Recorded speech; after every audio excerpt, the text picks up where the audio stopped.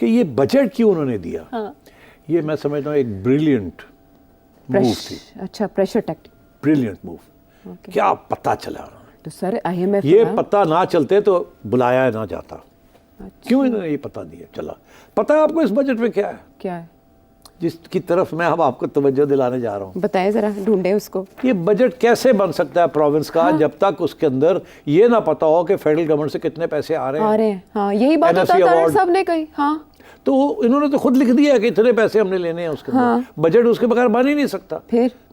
फिर मुझे ये बताएं कि इनको तो उन्होंने पैसे दिए नहीं और अभी तय नहीं हुआ कि कितने पैसे देने हैं, कब देने हैं। वो तो जब तक कोई समझौता नहीं, थोड़ी बहुत प्यार मोहब्बत का इजहार नहीं होगा, लड़ाई झगड़े कम नहीं होंगे, उस वक्त तक तो ये पैसे मिलने नहीं है। तो इन्होंने पहले ही अनाउंस कर दिया कि मैंने इतने पैसे लेने हैं, मेरे बजट में आ गया। हाँ। और उन्होंने कानूनी तौर पे एक बना दिया अपना कागज कि हमने आपसे इतने अरब रुपए लेने हैं और वो हमने बजट के अंदर फिट कर दिए। और आपने देखा उस पर डेवलपमेंट बजट भी कर दिया, ट्राइबल रीजन्स को भी उन्होंने कर दिया, टैक्सेस भी रिड्यूस करने जा रहे हैं। उन्होंने पूरा ड्रामा करता है पब्लिक दा। और साथ प्रेशर डाल दिया ऑन द फेडरल गवर्नमेंट कि साढ़े पैसे दियो, असि तो बजट पास करता है, साड़ी तो पार्लियामेंट ने बजट पास कर दिया, ये हमारा हक था, हमने लिख दिया आके इसके अंदर, अब आपको देने पड़ेंगे ये। तो इसलिए we have a crisis because IMF का जो एजेंडा है उसके अंदर दो चीज़ें हैं। एक ये कि जो प्रोविंसेस को पैसे देने हैं वो तो देने हैं, मगर फिर प्रोविंसेस से पैसे वापस भी लेने हैं। बिल्कुल। जो कि कोट अनकोट जिसको कहते हैं सरप्लस फंड्स। सरप्लस फंड्स ये होता है कि अगर आपने 100 रुपये प्रोविंस को दिया है और साल के बाद उन्होंने 80 रुपये खर्च किए हैं और 20 रह गए उनके पास, तो वो 20 रुपये वापस फेडरल गवर्नमेंट को दे दें। आमतौर पर वो रख लेते हैं, देते ही नहीं है, वो अगले साल के लिए वो शुरू कर देते हैं। ठीक। तो IMF के एजेंडे के अंदर ये है कि वो जो सरप्लस फंड्स होंगे वो प्रोविंसेस वापस करेंगे।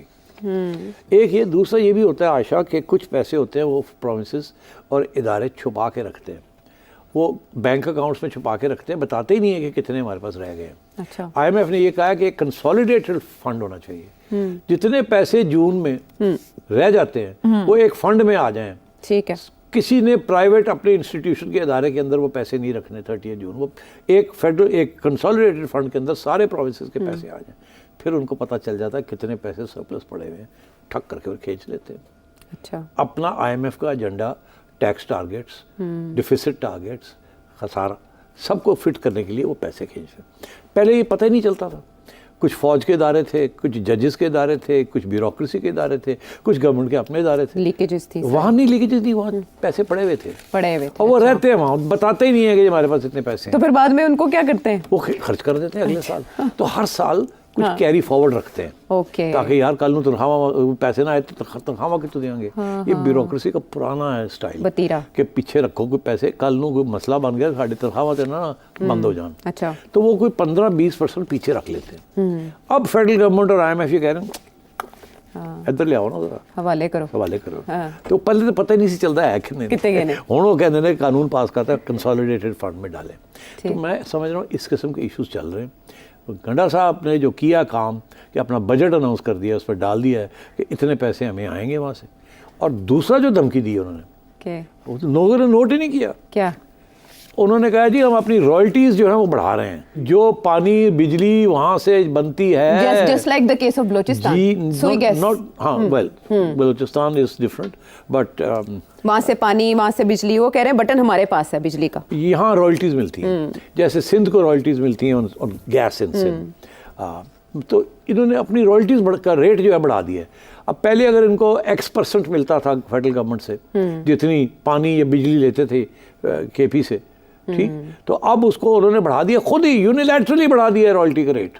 अच्छा। तो इसका ये मतलब है कि और वो पैसे मांग रहे हैं फेडरल गवर्नमेंट से, over and above the national finance commission award, वो रॉयल्टीज भी ज़्यादा मांग रहे हैं। यूनिलैटरली ये फैसला कर दिया, एक किस्म का unilateral declaration of in economic terms. वो कह रहे हैं जी ये साढ़े पैसे ने, ये साड़ी अमानत है, ये साढ़े असासे ने, ਇਹਦੇ ਤੇ ਅਸੀਂ ਇੰਨੇ पैसे लवांगे, इस तो घट नहीं लवांगे, दियो सानू। हालांकि ये सारा federal government under the constitution, federal government और प्रोविंशियल गवर्नमेंट मिलके फैसले करते हैं, मगर इन्होंने यूनिलैटरली ये फैसले कर दिए तो कि हमें इतने पैसे मिलेंगे फेडरल गवर्नमेंट से ऑन NFC अवार्ड, इतने पैसे हम रॉयल्टी से लेंगे, पहले इतने थे अब इतने लेंगे। बजट तो इस बेसिस के ऊपर बनाया उन्होंने। तो क्या जो भी तय नहीं हुआ इन्होंने बजट बना दिए। तो आपकी प्रेडिक्शन क्या है इस मामले को लेकर कि दोबारा बजट देना पड़ सकता है वो, या वो इसी पर अमल करेंगे? नहीं देखिए, वो तो अब उन्होंने बजट तो दे दिया ना, इट्स लीगल डॉक्यूमेंट। अच्छा, तो पास हो गया पार्लियामेंट में। हाँ, अब वो जाएंगे, कहेंगे जी हमने तो पास कर दिया, हमें दें। तो ये फेडरल गवर्नमेंट क्या करेगी? क्या करेगी? तो फेडरल गवर्नमेंट कहेगी नहीं हम नहीं दे सकते, फिर तो वो कहेंगे हमने तो पास कर दिया। हाँ। तो फिर ये लड़ाई झगड़े चलेंगे। Because the money is suppose to come over the whole next 12 months, तो ये फिर मामला चलेगा। कुछ आएंगे कुछ नहीं आएंगे, लड़ाई झगड़े चलेंगे। फेडरल गवर्नमेंट कभी भी नहीं मानेगी इनका जो बजट के अंदर वो पैसे जो इन्होंने लिखे हैं कि हमें मिलेंगे, फेडरल गवर्नमेंट नहीं मानेगी, IMF नहीं मानेगा। तो ये लड़ाई झगड़े चलेंगे। तो मगर ये इट वाज जैसे कहते हैं अच्छा पता चला from his point of view. ठीक है कि जी हम पहुंचे वहाँ जाके वहाँ लड़ेगा ये। तो ये बताएं कि कोई ऑब्जर्वेशन या कोई डायरेक्शन IMF की तरफ से आ सकती है इस बजट के बाद के पीके? नहीं, IMF का तो बड़ा सीधी सी बात है, हमने तो फेडरल गवर्नमेंट के साथ मुखाखा की है, अब डील करो। चलो ठीक है डील करो। सो ये है देखिए बाद में मैं आपको बता दूं, सिंध वाले भी नहीं मानेंगे बात। किस पे? फेडरल गवर्नमेंट की। अच्छा। सिंध वाले भी नहीं मानेंगे, ना प्राइवेटाइजेशन मानेंगे, ना NFC अवार्ड की बात मानेंगे, ना सरप्लस फंड्स की बात मानेंगे, सिंध भी नहीं मानेंगे। हाँ तो सही है ना, जो प्रोग्राम तो ये आगे बड़ी मसले, नाजुक सूरत हाल और पेचीदा भी, और उसकी कड़ियाँ क्या क्या हैं। जो क्लैश या कोलिजन की बात हो रही है और जिसको बैरिस्टर गौहर ने क्लैश ऑफ द टाइटन्स बोला, उसकी सिचुएशन क्या सूरत इख्तियार कर सकती है, बात करेंगे एक ब्रेक के बाद।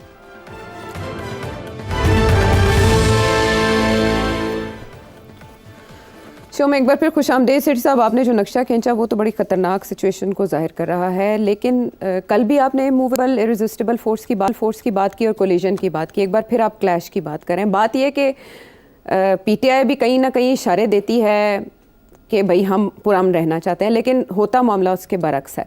अब ये पुशबैक वर्सेस पुशबैक दोनों तरफ से बेशक ढाल इस्तेमाल करते हुए है, ये सिलसिला कहाँ जाके रुकेगा और कर कौन रहा है ख़राबी ज़्यादा?